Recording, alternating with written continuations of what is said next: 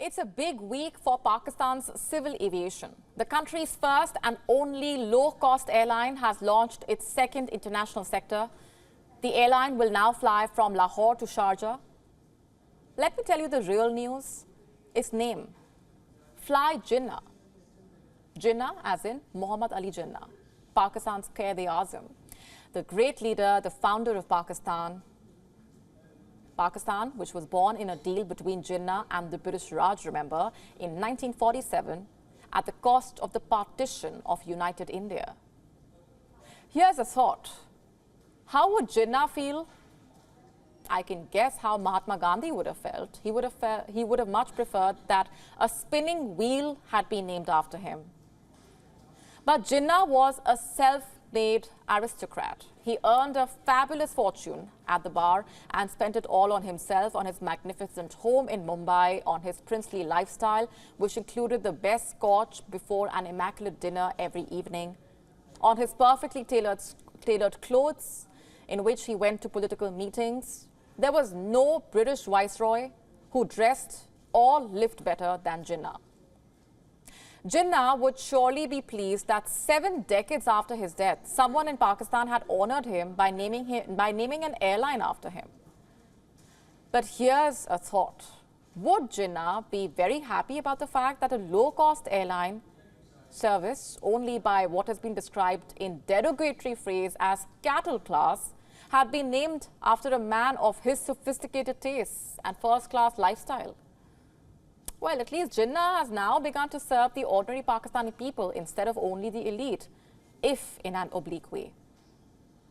Muhammad Ali Jinnah was not born with a silver spoon. His parents lived in a rented apartment near Karachi.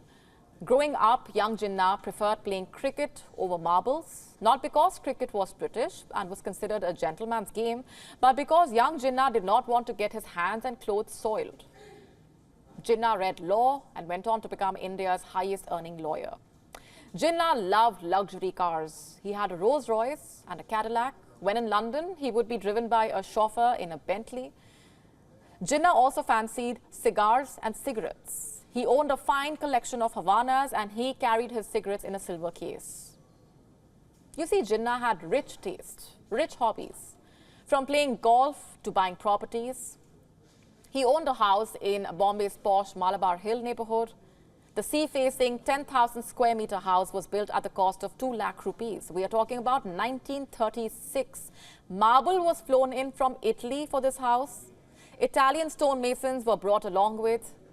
Jinnah personally would supervise the construction work. Jinnah also owned a house in Delhi's Lutyens, London's upscale Hampstead, and in Pakistan's Karachi. All the houses were exquisite, designed or redecorated to Jinnah's taste. Speaking of Muhammad Ali Jinnah, he was not a foodie. He had a limited appetite, but of all his meals, Jinnah loved a good breakfast.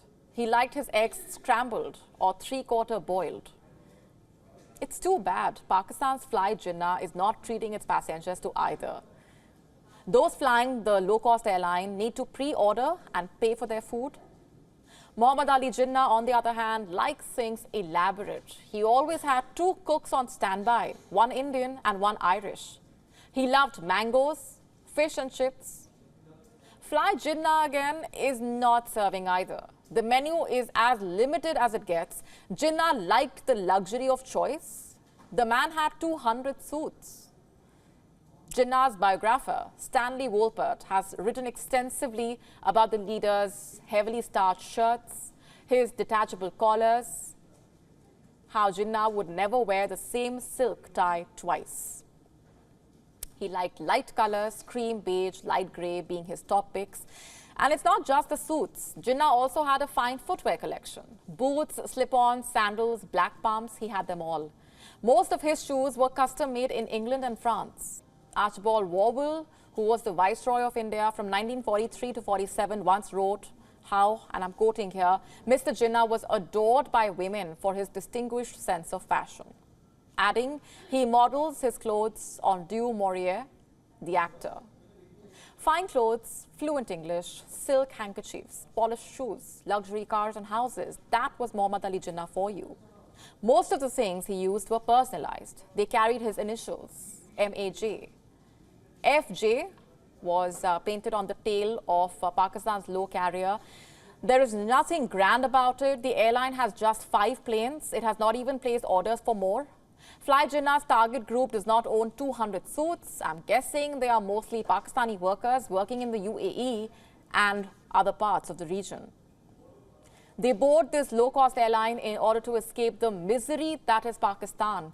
Dressed in pajamas, they venture on a cross-border journey with the hope of being able to help make ends meet for the families. Jinnah would not relate. Even in his final years, Muhammad Ali Jinnah had refused to wear pajamas. He insisted on wearing formals. Jinnah would reportedly say that he does not want to travel in pajamas. What a mismatch. As for Pakistan now, with its economy in a mess, with growing impoverization, Pakistan does not have the luxury to acknowledge this irony. To stay up to speed with the latest news, download the WION app and subscribe to our YouTube channel.